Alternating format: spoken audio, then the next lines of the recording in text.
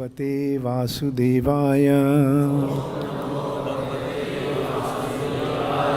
Om Namo Bhagavate Vasudevaya. Om Namo Bhagavate Vasudevaya. Narayanam Namaskritya Naran Chaiva Narottamam Deving Sarasating Vyasam Tato Jayamudiraye Nashtaprayeshu Abhadreshu Nittang Bhagavata Sevaya Bhagavati Uttama Shloke Bhaktir Bhavati Naishtiki. Srimad Bhagavatam 7th Canto, Chapter 10. First of all, I want to express my heartfelt thanks to His Holiness Loknath Maharaj for creating this wonderful opportunity for us to come here in Noida and to get to see the beautiful darshan of Shri Shri Radha Govinda, Jagannath Baladev Subhadra, and Gaur Nitai. Srila Prabhupada said that this Krishna consciousness movement was spread in every town and village all over the world. And now you are seeing in the largest city of Delhi alone, there are more than 12 temples. And Loknath Maharaj took that responsibility of building this temple, such a beautiful temple, so ornate, so beautifully designed. Every aspect of this temple is so beautiful. The conference room where we are having the meeting, I was seeing that so beautifully designed with different pastimes of Krishna and Ramchandra. And thank you so much, Maharaj.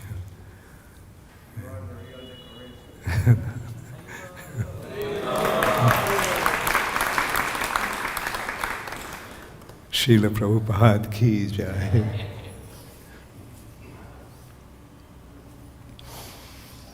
So, 7th Canto, Chapter 14, Ideal Family Life, Text 10. 10 or, yeah, Text 10. Tri-vargaṁ nātikṛcchreṇa bhajeta gṛha-medhī api yathā-deśaṁ yathā-kālaṁ yāvad-daivopapāditam. I'm sorry. Daivopapāditam. Daivopapāditam. Daivopapāditam. I'm sorry. Daivopapāditam. Tri-vargaṁ nātikṛcchreṇa bhajeta gṛha-medhī yathā-deśaṁ yathā-kālaṁ yāvad-daivopapāditam. Tri-vargaṁ nātikṛcchreṇa bhajeta gṛha-medhī yathā-deśaṁ yathā-kālaṁ yāvad-daivopapāditam. Tri-vargaṁ nātikṛcchreṇa bhajeta gṛha-medhī yathā-deśaṁ yathā-kālaṁ yāvad-daivopapāditam.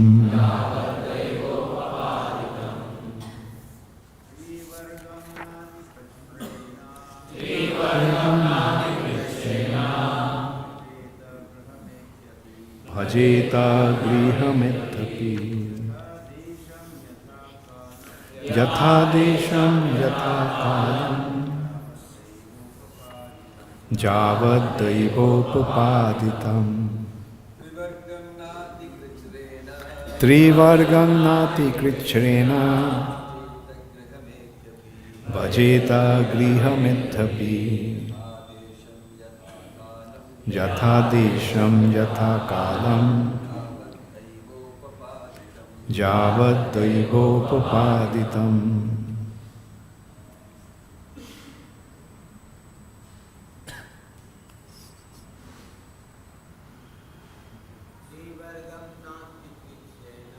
Tri-vargaṁ nātikṛcchreṇa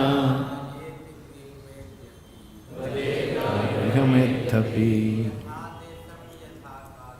Yathā-deśaṁ yathā-kālaṁ yāvad-daivopapāditam.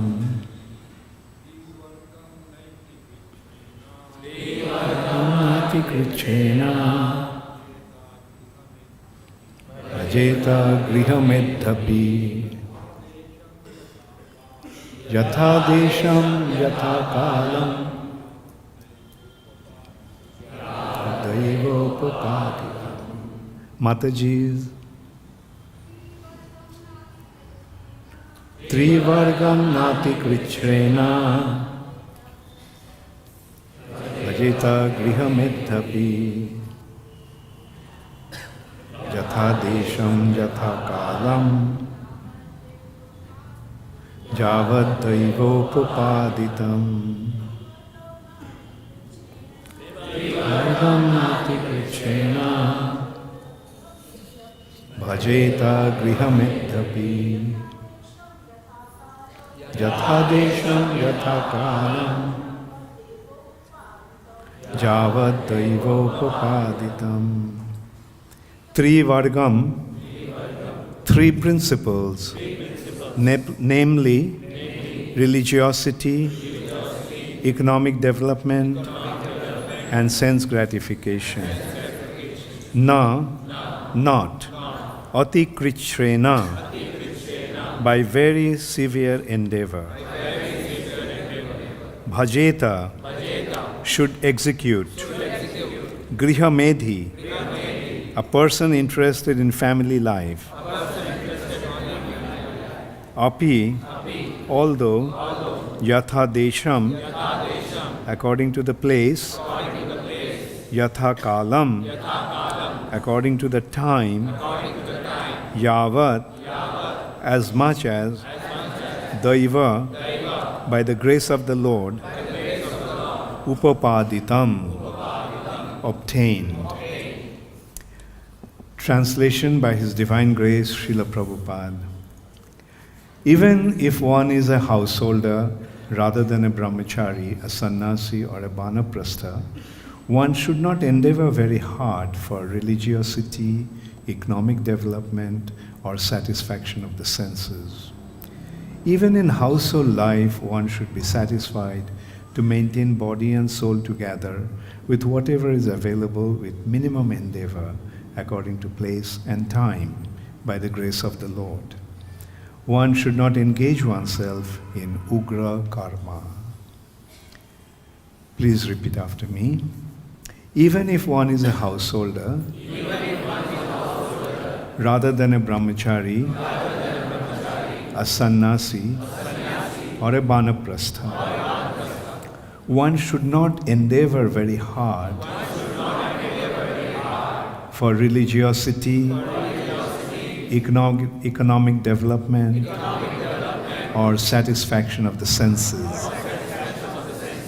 Even in householder life, one should be satisfied to maintain body and soul together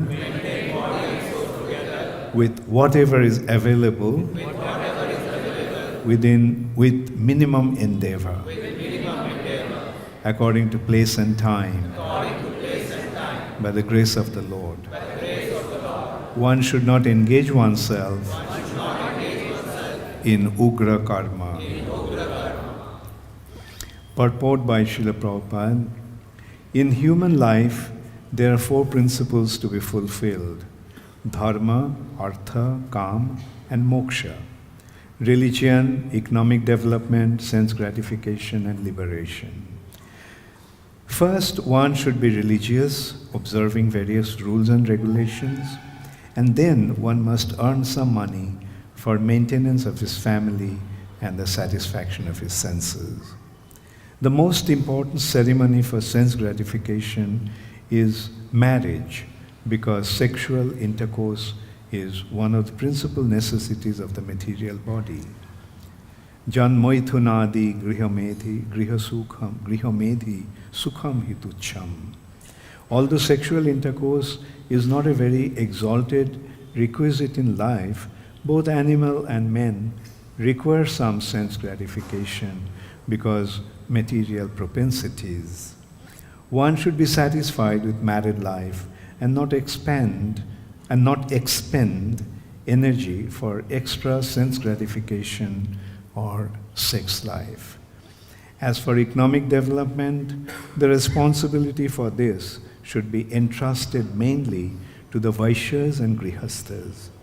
Human society should be divided into Varnas and Ashrams: Brahmana, Kshatriya, Vaishya, Sudra, Brahmacārya, Grihastha, vānaprastha, and sannyāsī.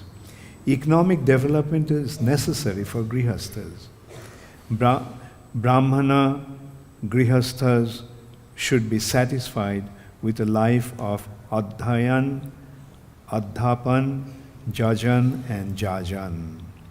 Being learned scholars, teaching others to be scholars, learning how to worship the Supreme Personality of Godhead Vishnu, and also teaching others how to worship Lord Vishnu or even the demigods. A Brahmana should do this without remuneration, but he is allowed to accept charity from a person whom he teaches how to be a human being. As for the Kshatriyas, they are supposed to be the kings of the land, and the land should be distributed to the Vaishyas for agricultural activities, cow protection, and trade. Sudras must work. Sometimes they should engage in occupational duties as cloth manufacturers, weavers, blacksmiths, goldsmiths, brassmiths, and so on. Or else they should engage in hard labor to produce food grains.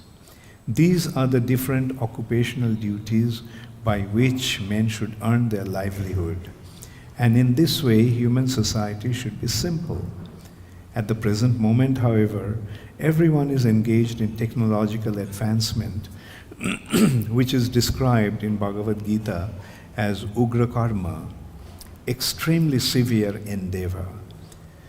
This ugra-karma is the cause of agitation within the human mind. Men are engaging in many sinful activities and becoming degraded by opening slaughterhouses, breweries, and cigarette factories, as well as nightclubs and other establishments for sense enjoyment. In this way, they are spoiling their lives. In all of these activities, of course, householders are involved, and therefore it is advised here with the use of the word api, that even though one is a householder, one should not engage himself in severe hardships. One's means of livelihood should be extremely simple. As for those who are not grihasthas, the brahmacharis, vānaprasthas, and sannyāsīs, they don't have to do anything but strive for advancement in spiritual life. This means that 3/4 of the entire population should stop sense gratification and simply be engaged in advancement in Krishna consciousness. Only 1/4 of the population should be grihastha, and that should be according to laws of restricted sense gratification. The grihasthas, vānaprasthas, brahmacharis, and sannyāsīs should endeavor together with their total energy to become Krishna conscious. This type of civilization is called daiva varnashram. One of the objectives of Krishna consciousness movement is to establish this daiva varnashram. But not to encourage so-called varnashram without scientifically organized endeavor by human society. Om ajnanatimirandhasya jnananjana shalakaya chakshurunmilitang jena tasmai Shri Gurave Namaha. Shri Chaitanya manobhishthang sthapitang jena bhutale swayam rupa kadamaiham dadati swapadantikam. Shri Krishna Chaitanya Prabhu Nityananda Shri Advaita Gadadhar Shivasadi Gaura Bhakta Vrinda. Hare Krishna, Krishna Krishna, Hare Hare, Hare Rama, Rama Rama, Hare Hare.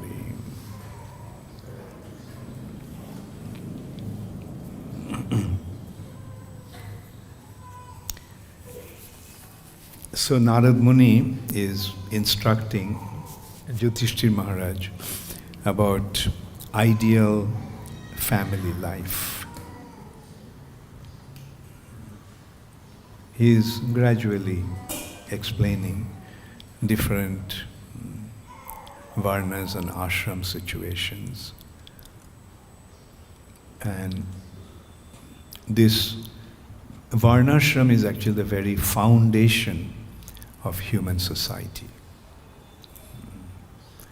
Human society, Krishna himself is mentioning in Bhagavad Gita, Chatur varnang maya srishta gṛha-karma vibhagasaha.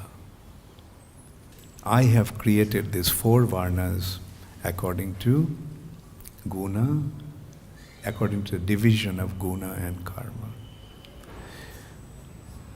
Simple understanding is that those who are in the mode of goodness, they are brahmanas.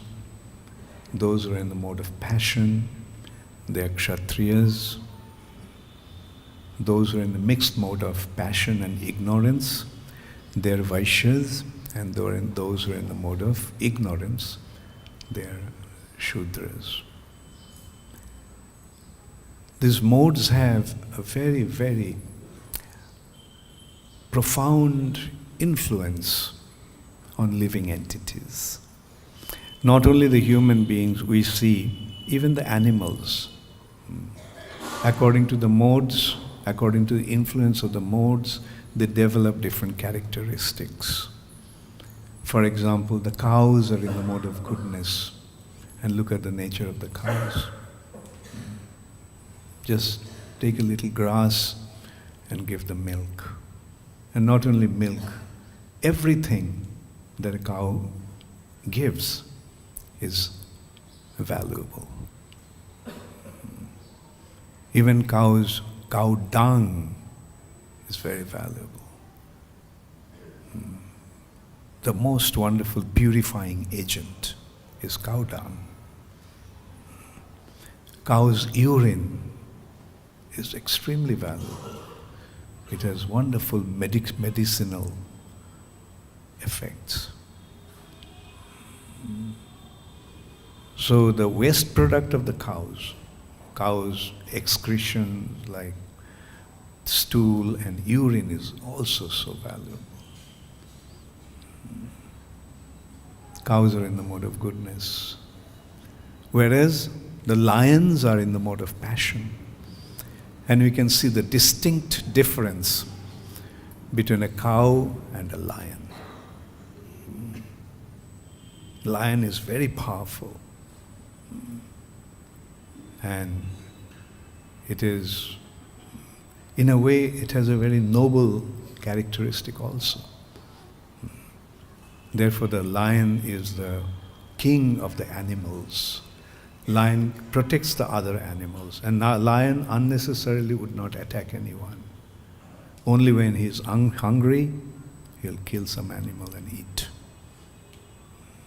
That's his food.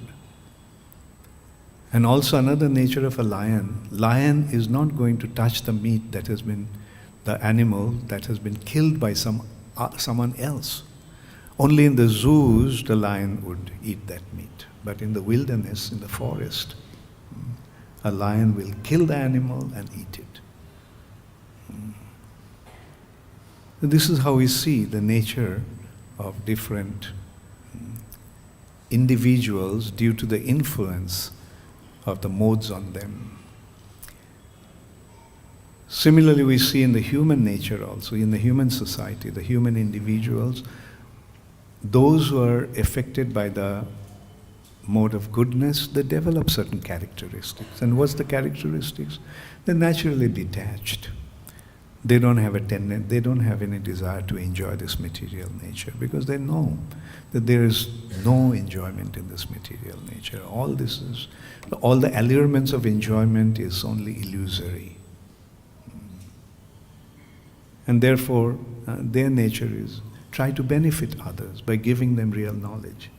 And what kind of knowledge we are talking about? Not materialistic knowledge. The Brahmanas are giving the spiritual knowledge based on the scriptures. Pathan, jajan, jajan, as Prabhupada is saying. Pathan, studying. What do they study? The Vedic literatures. And by studying the Vedic literatures, they acquire wisdom. And they distribute that wisdom. Pathan, teach. They impart that knowledge to others. And they teach people how to serve the Lord, how to worship the Lord.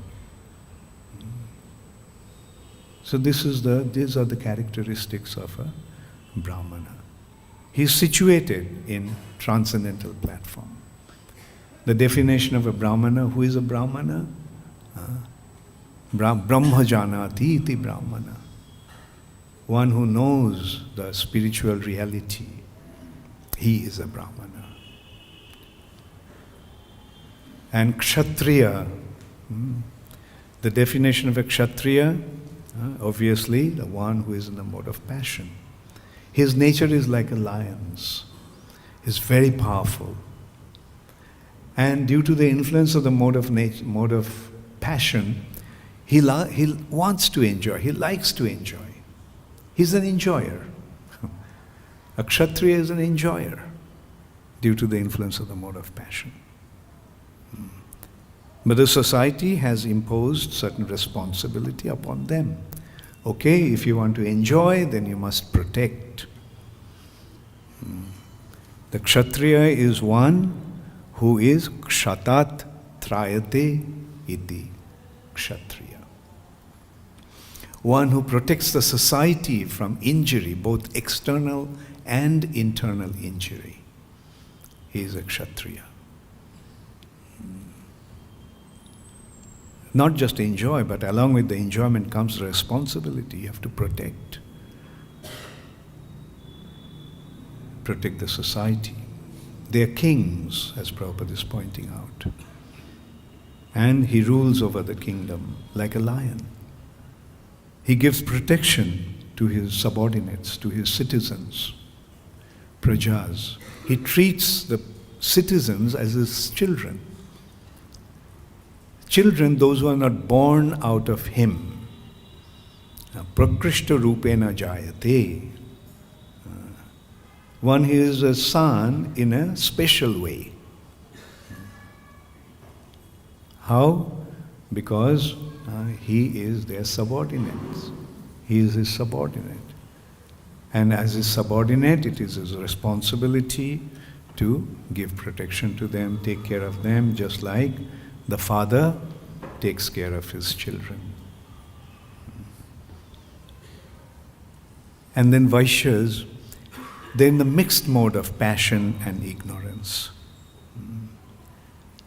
Like, he has the tendency to enjoy. He has the desire to enjoy, but he doesn't have the strength of a kshatriya to enjoy due to the influence of the mode of ignorance. He's not as powerful as a kshatriya. A kshatriya, if he wants something, he will take it by force. Kshatriya goes to some place and sees, oh, this kingdom is nice. I want it. And so he'll send a proposal to the existing king. I like your kingdom. Give it to me. If you give it to me, if you come to under my control, then I'll give you protection. I'll protect you. But if you do not offer it to me, then come and fight. And whoever wins gets the kingdom. Not only the kingdom. If a kshatriya likes a beautiful girl, a princess, that's his same approach. Takes her by force. And then the other kings will attack him. And if he is defeated, then forget the princess. Rather go to Jamalaya. Actually, that's another thing. A kshatriya, when he dies in the battlefield, he goes to heavenly planet. Therefore, Krishna is telling Arjuna that if you win, you will enjoy this world. And if you lose, you'll enjoy the heavenly planet. So what's the loss? And we saw how the kshatriyas used to be. Even Krishna, when he went, Rukmini was about to be offered to Shishupal. But Rukmini wrote to Krishna, please, I have accepted you as my Lord and Master, so please come and claim me. So Krishna came. And Shishupal assembled all his friends. And together they had 23 Akshauhini soldiers. And Krishna practically was alone. Balaram got to know that Krishna all left for Kundingram.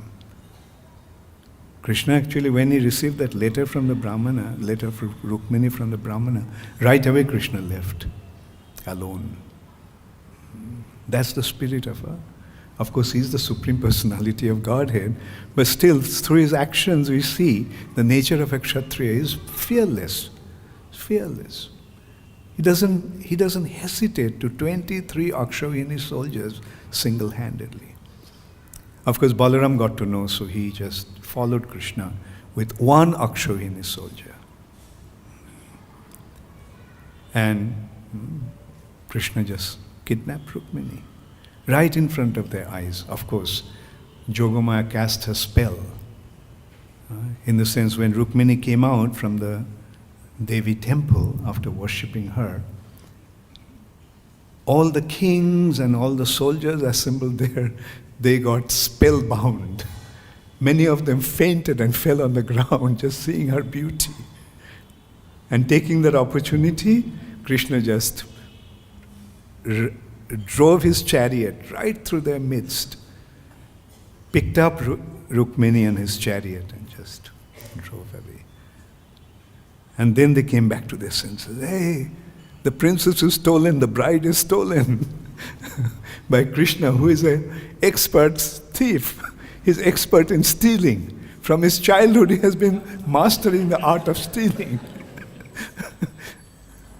In his childhood, he was stealing butter.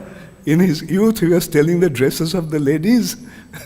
And now he is stealing the princess. And so they attacked Krishna. And Balaram faced them. Krishna also turned around and faced them. And 23 Akshauhini soldiers were defeated. This is the nature of a Kshatriya. We can see the same kind of nature in Arjuna, Pandavas. When Arjuna claimed Draupadi, he had to face the same situation. They, by nature, will be independent. Brahmanas are independent, Kshatriyas are independent, Vaishyas are independent, occupation-wise. Only the Sudras are dependent. Of course, Prabhupada pointed out that no one is actually independent. Everyone is dependent upon somebody else. Like a businessman is dependent upon their customers, and so forth. Husband is dependent upon his wife. I'm sorry. The wives are dependent upon the husbands.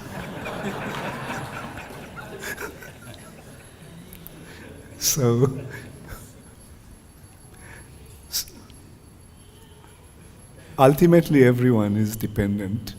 And that is the nature, because our actual situation is that we all are subordinate to Krishna. We all are dependent. By nature, we are servants. We are dependent. But anyway, in the human society where individual gets an opportunity to act according to his own propensity, according to his own desire, Krishna has given the liberty to act. Okay, you want to be independent, go ahead. But the reality is, the more you try to become independent, the more you will suffer. That's the law of nature. So, so in the ultimate issue, everybody should become surrendered to Krishna. We all are dasas, we all are servants.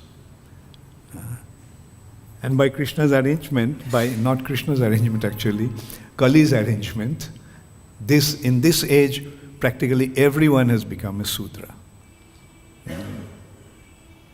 Everyone is a Sudra. Asuddha Sudra Kalpahi, Brahmana Kali Shambhava. Even the Brahmanas have become like Sudras in the age of Kali. And you can see that. What is the trend? Get a job. Isn't it? The trend is go to the institutions to study in order to get a job.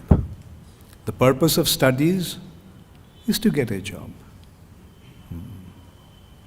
That means everybody is desiring to become a Sudra.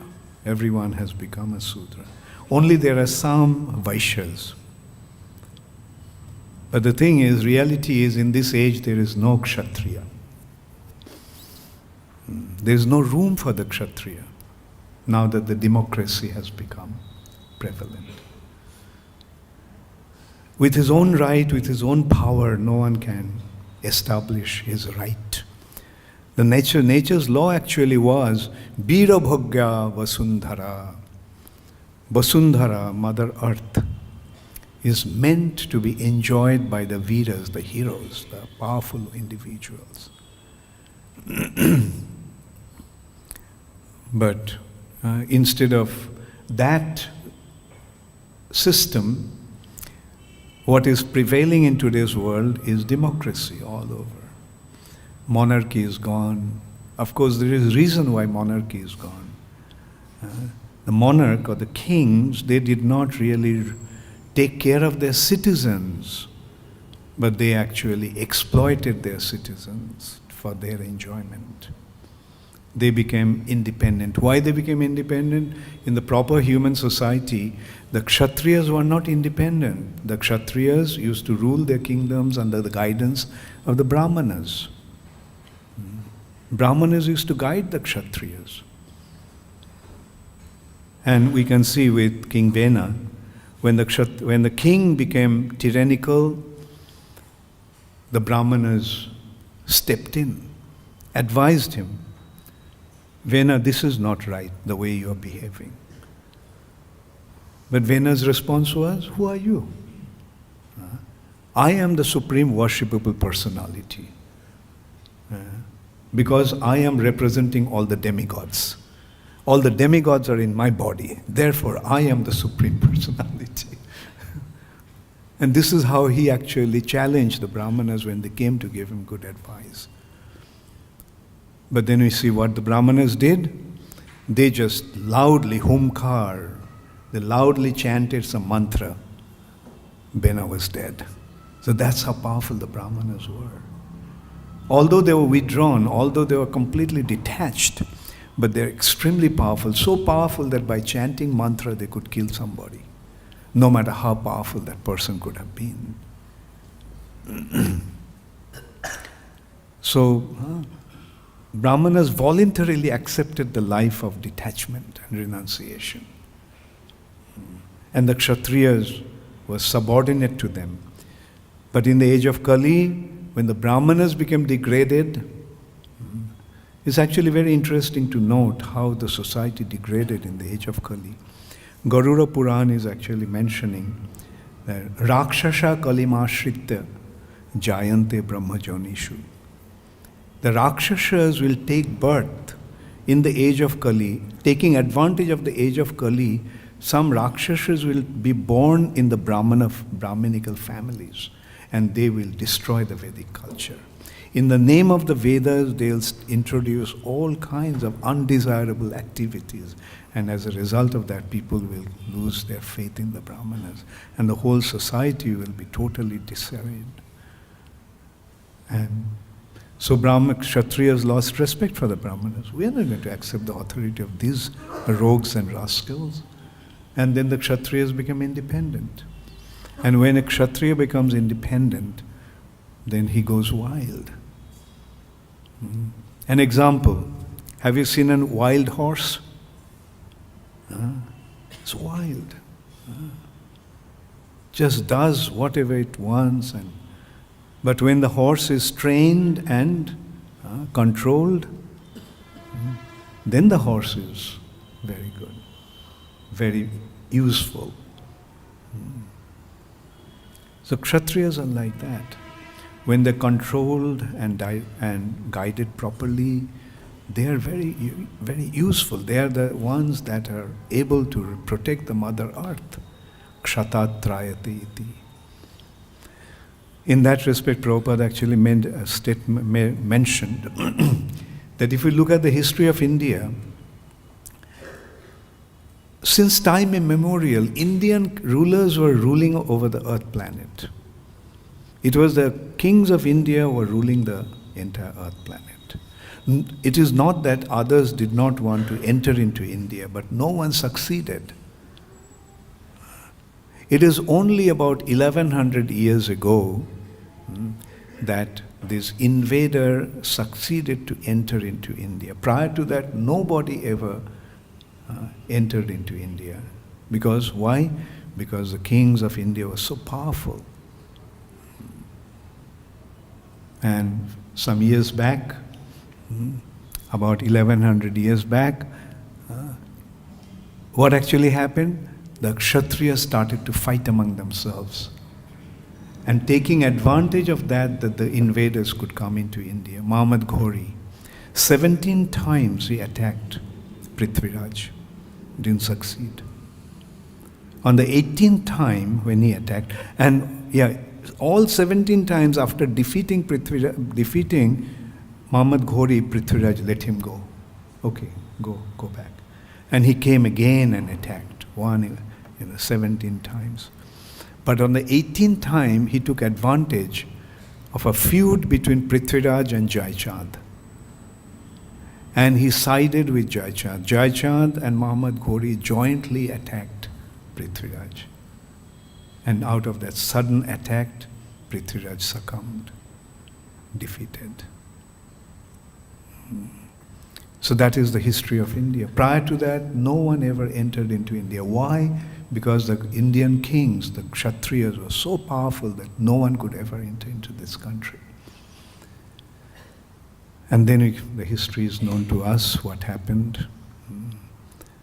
Because the Indian kings were not strong enough, not powerful enough, they were divided, they were fighting among themselves, and the Muslim invaders came in, took advantage of their dispute among themselves, and took over the country. And then came the British, then came independence, then came democracy.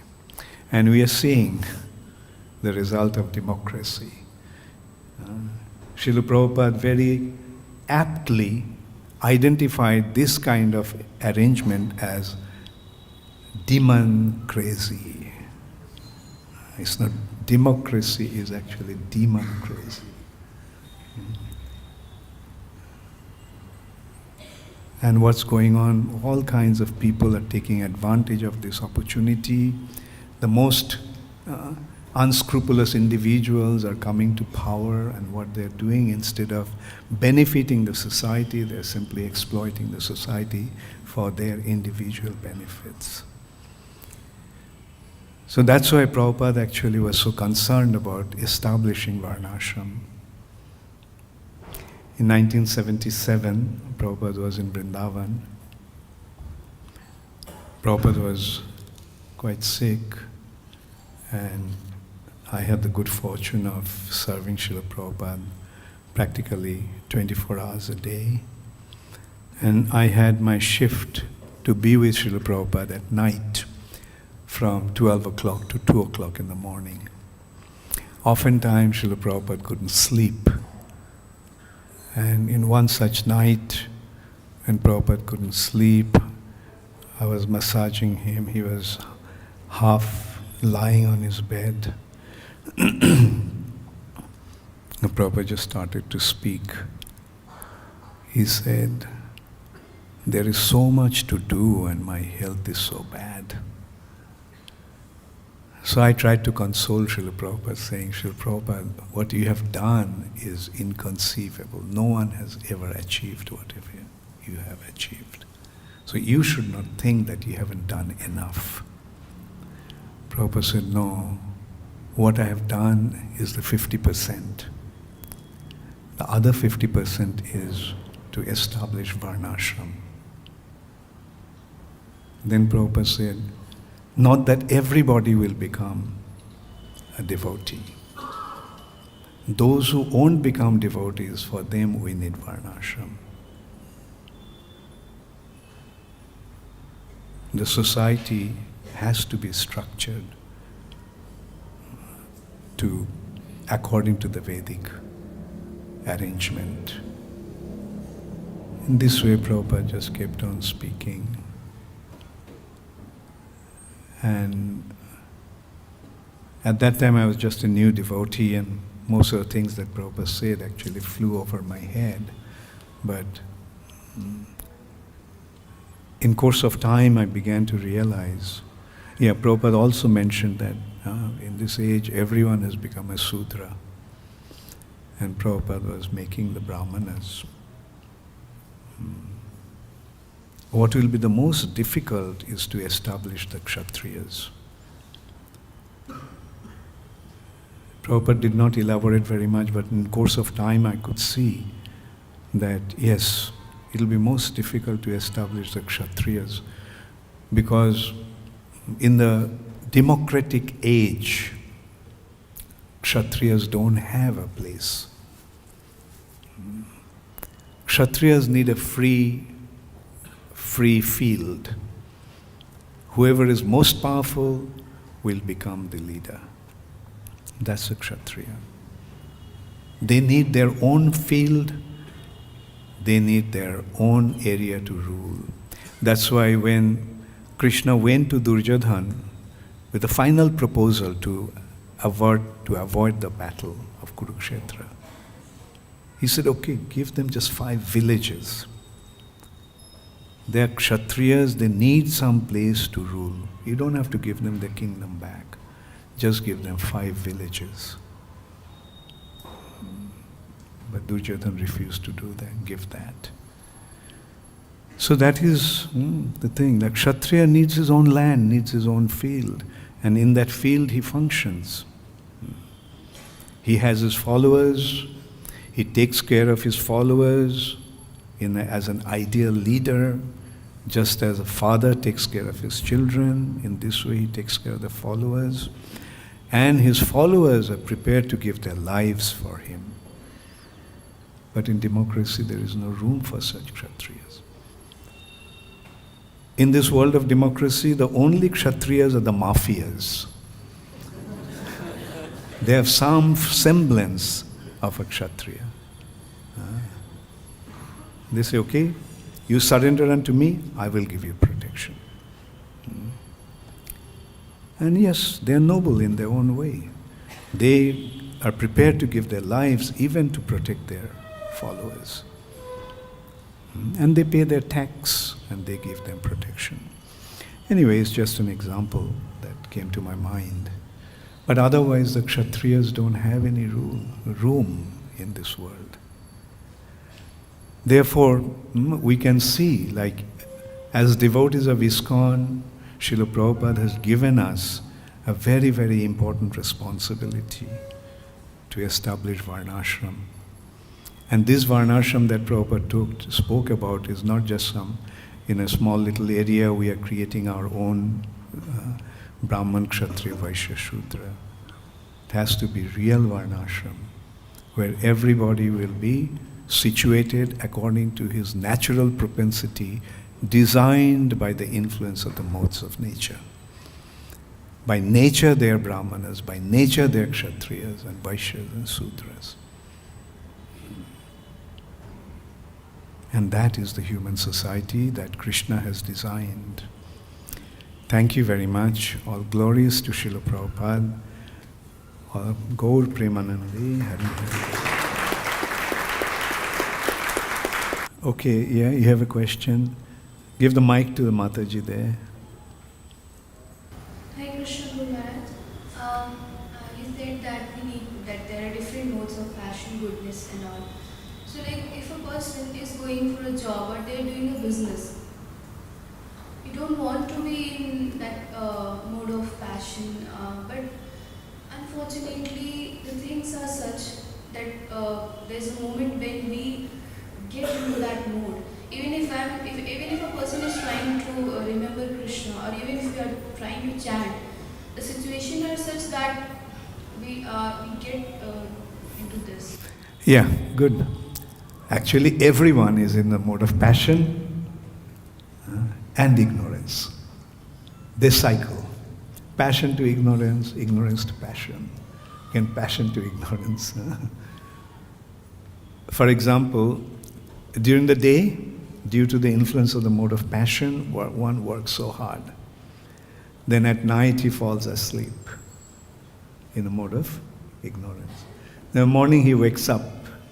Again in the mode of passion he becomes active. And then again at night he falls asleep in the mode of ignorance. So this is how everyone is actually subjected to passion and ignorance. And this passion and ignorance is generating lust, greed, anger, illusion, envy, pride, etc. But one has to transcend the mode of passion and come to the mode of goodness. Tada rajastamo bhava kamo lobha dayāścaje. Everybody is being influenced by the mode of passion and ignorance, and as a result of that they are subjected to lust, greed, anger, etc. But cheto etoir anabiddham stitang satte prasidati. When one becomes situated in the mode of goodness, then only his heart becomes completely content and he becomes situated in bhakti yoga. Evaṁ prasanna manaso bhagavad bhakti yogata. So the thing is that bhakti yoga can, in order to develop this tendency for or appreciation and acceptance of bhakti, one has to become situated in the mode of goodness. And then what happens when one becomes situated in the mode of goodness, in bhakti, then he can use even mode of passion in devotional service. For example, Arjuna is fighting the battle of Kurukshetra. Hanuman is fighting for Lord Ramchandra. These are all done in the mode of passion. But this passion is being executed in the mode of devotional service. Any other question? Yes? I have a question. Oh, I see. Okay, fine. Go ahead. In the explanation of this book, it was mentioned that we should not get involved in what is called ugra-karma, which was defined as technological advancement. But today is the time of technological advancement, so how can we not get involved and living in this era? Okay, good point. Very good point. Okay. So, are you practicing devotional service? I worship sometimes, or I try to get involved to spirituality. Okay. But you're practicing spirituality, right? Yeah. Are you following Srila Prabhupada's instructions? No. No, okay, that's a bad news. Okay, now, I'll tell you what actually happens, how one can do that. When one becomes a devotee, he abstains from certain activities. Like Prabhupada is mentioning, what is ugra-karma? Going to nightclubs, going to discotheques, going to movies, going to all these kind of places and indulging in all kinds of activities. Now when you become a devotee, you stop those activities. So devotees can very easily execute those, or rather devotees can abstain very easily from those activities and become situated in the platform of simple living and high thinking. Like devotee's life. Do you know any devotee? Okay, better you get to know some devotees. Better you start associating with devotees. Right? Will you do that? Yeah, sure. Okay, very good girl.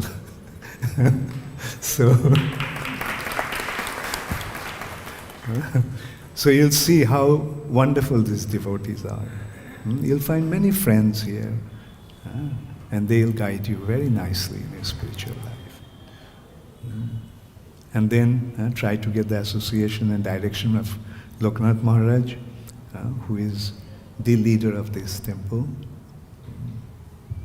Do you know Loknath Maharaj? No? So you're a real newcomer. Yeah? Okay, very good. It's very nice that you came at least today. So Loknath Maharaj is a sannyāsī, he is the spiritual master, and he is in charge of this temple, and so take his guidance. Okay? Yes, there's a question here. Hare Krishna, Maharaj, in the beginning, was this describing when jiva comes from spiritual world to material world, it got affected or polluted by the three modes of material nature. And according to the mode which is prevalent in a jiva, means human being, like he is subjected to the ashram, sorry, varna. So, and we see everyone, as I was telling, everyone is affected by the three modes. Now the question is how this mapping happens, how someone is affected. It depends upon the prevailing mode. Three modes are there, but out of these three modes, some modes are prevalent in different individuals. Like some individual is predominantly affected by the mode of goodness. They develop Brahminical qualities. Some are predominantly affected by the mode of passion and so forth. And accordingly they develop their character. Sometimes we see a person gets different objects, we say karma, previous birth he takes different in a mother, father and society and everything. So similarly, is it previous some karma which makes... Ultimately everything is prakriti kriyamanani gunai-karmani sarvasaha. Krishna is telling in this material nature, everyone is being guided by or forced to act according to the guna and karma. People act in different modes and get respective results. Like, for example, some person has been hit by a cycle while crossing the road. And one person, being hit like that, starts to cry. Someone being hit by a cyclist in this way while crossing the road just gets up and starts to beat up the cyclist. And some other person being hit like that, he just brushes off the dust from his sleeves and tells the cyclist, "Don't worry, it's my fault actually. I should have seen before crossing the road that you're coming." Three people are acting in three different ways. The first one acting in the mode of ignorance. Second one in passion. Third one, goodness. And accordingly they'll get the reactions. Mode of goodness will elevate one. Mode of passion will make one remain in this plane. And mode of ignorance will degrade one to the lower levels of life. Okay. So as one is acting, accordingly he gets the result, reaction, and accordingly he will be subjected to that reaction. So I'll take last two questions, okay? Hare Krishna, Maharaj, as you said about varnashram, the Brahman, Kshatriya and Vaishya, these three, one are independent and the Shudras are dependent on the three varnas. But it is also true that the three varnas, the Brahman, Vaishya and Shudra, these three live under the protection of Kshatriyas. So these three, Brahman, Vaishya and Shudra, these three live under the protection of Kshatriyas. So how the Brahman... Yeah, okay, I got your point. Being under protection and being somebody's servant is two different things.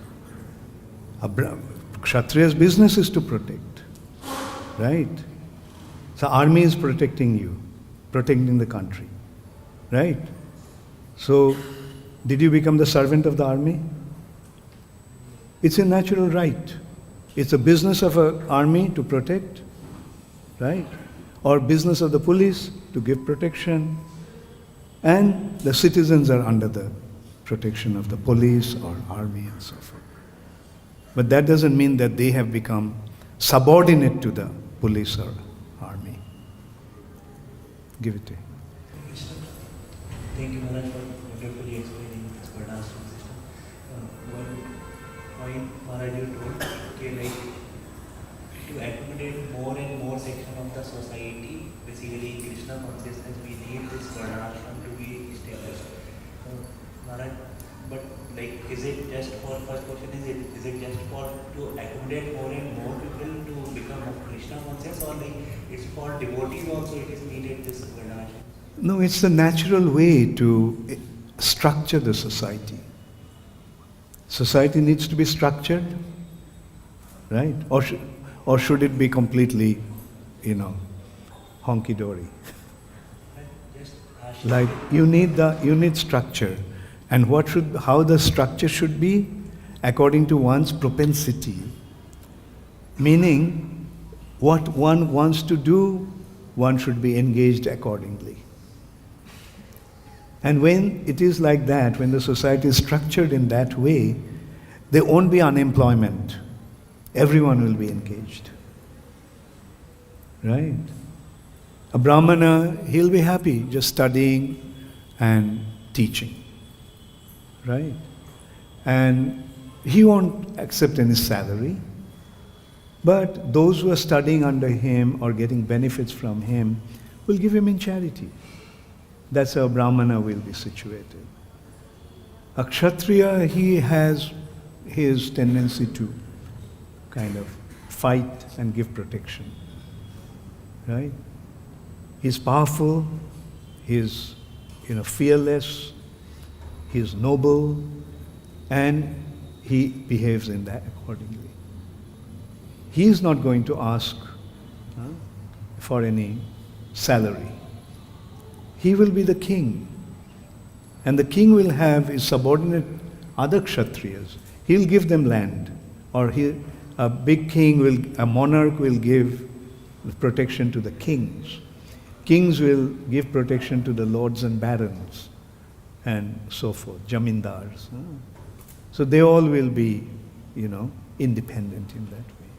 Vaishyas will be catering to the needs of the society.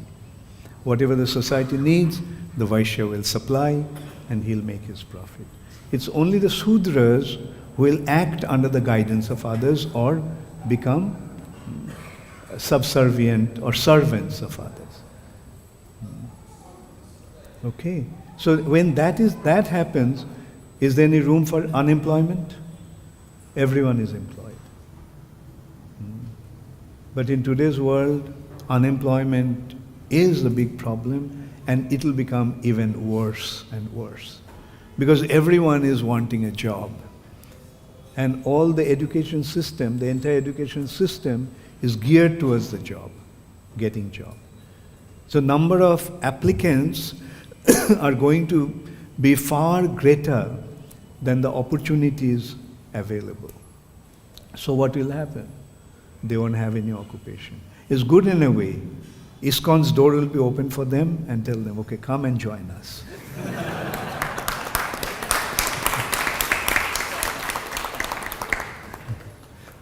Okay, thank you very much. All glories to Srila Prabhupada. Gaur Premanande.